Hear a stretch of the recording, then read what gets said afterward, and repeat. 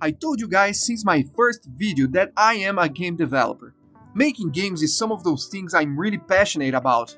And how I got in this industry involves so many stories. So I decided to tell some of them here. So hang it tight and let's go!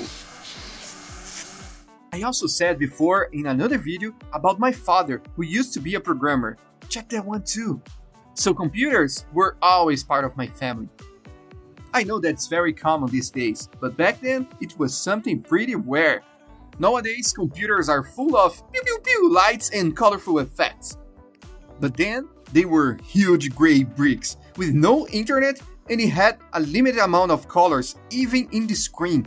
Talk about glow up, am I right? And a new brand keyboard was white or gray, but with the time they became a very disgusting yellow. When you turn the computer on, the only thing you could see is a blink green light, where if you try to write something, the prompt says you were a dumb noob and your comments were invalid. Which is crazy because today you can talk to a robot ball and food can be delivered by it.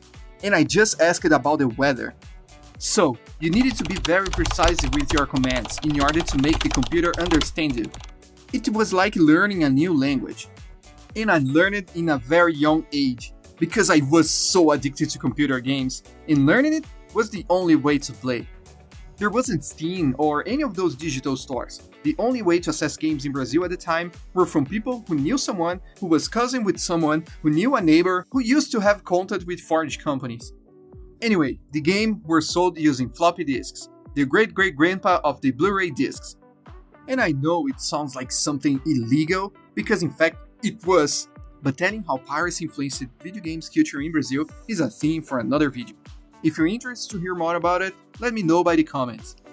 One of those illegal activities that was, and still is, very popular were emulators. You probably know about it, but if you don't, emulators are software that takes console video games and make them playable on computer or phones. And there was a bazillion games that you can play using them. This one time I was playing a version of the classic MegaMan, but this game was really kicking my ass. So I started to explore the folders using the command prompt, until I found loads of weird images under the name of sprite sheet. Ooh, I didn't know the meaning of that at the time, but I could recognize it, especially if I kept looking at it really fast. Here the computer reads every single frame and shows it to the player to give the impression that the objects are in fact moving. Isn't that magical? So the little me started to think, wait, what if I put this file in a software where I can manipulate this image? So I thought about using Windows, something which at the time wasn't something that came with the computer automatically.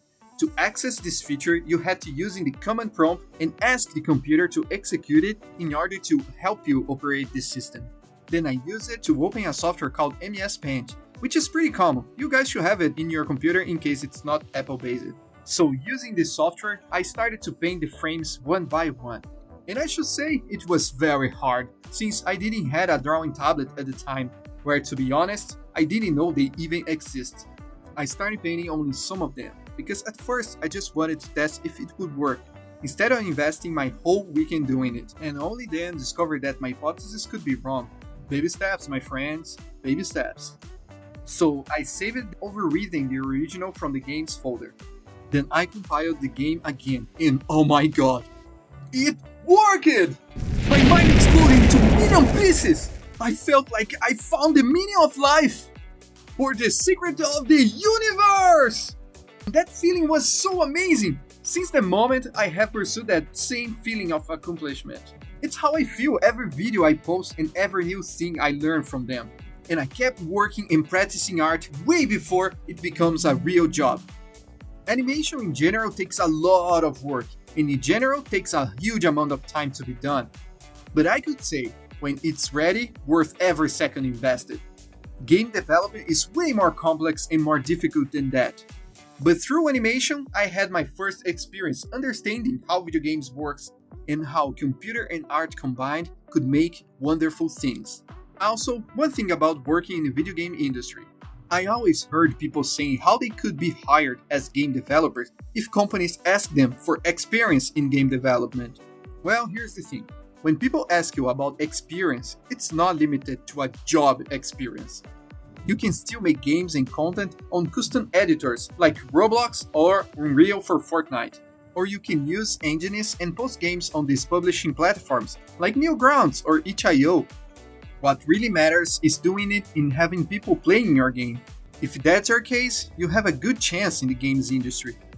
Probably you won't be successful in your first video game, or second, or even 10th, but you only know if you started.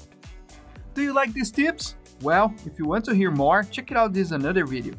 And if you have some fun, consider subscribe, and I will make sure to keep them coming. Bye!